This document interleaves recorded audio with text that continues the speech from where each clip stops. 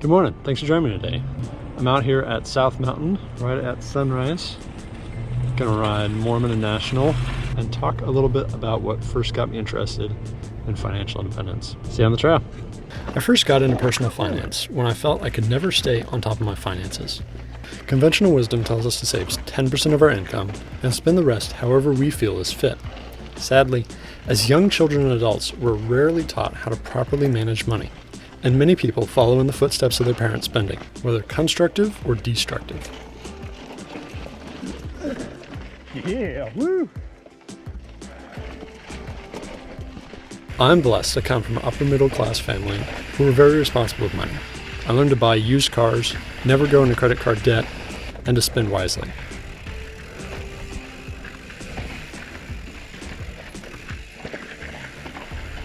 I brought a lot of these things in my marriage. My wife and I were both responsible with money and were able to never have a balance on a credit card. However, I never felt in control of my money. I never felt there was enough, and I always felt like it went missing, even when we were using a budget and neither of us were doing anything dishonest. I was always one to calculate what income I would need to save enough to retire however much I thought I needed, and to see how many years it would take. I suppose I'm an impatient person at heart, because seeing it would take 40 or 45 years until there was enough to retire off of, it seemed like a lot. So, I started reading. I read personal finance books, like Dave Ramsey's Total Money Makeover, Sethi's I Will Teach You to Be Rich, and Mr. Money Mustache's blog about financial independence. Mr. Money Mustache and his ventures in early retirement changed my life. I looked at savings less like the bare minimum to get by, but as saving as aggressively as possible, while not totally depriving myself. Retirement isn't retiring from something, but retiring to something. For Mr. Money Mustache, it was retiring from the high-pressure tech world to being a full-time dad, entrepreneur, blogger, and DIYer. I want to be like Mr. Money Mustache. What I found helped me most learning how to budget was the app You Need a Budget. I'd heard about it before.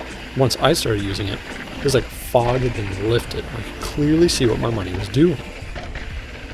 Right now, I'm only able to save 6% of my income, enough to fully match my employer's 401k match. As a child of God, I also feel convicted to give 10% of my income. Any extra money I get right now is going towards rebuilding my emergency fund and getting back on the right foot.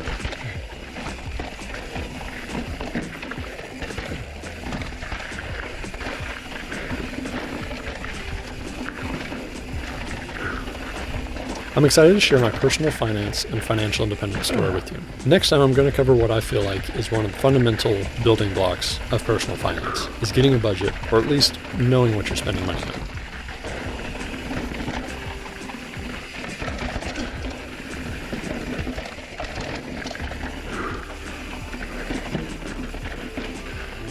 Thanks for joining me again today. Hope you liked it. Remember, you are loved. See ya.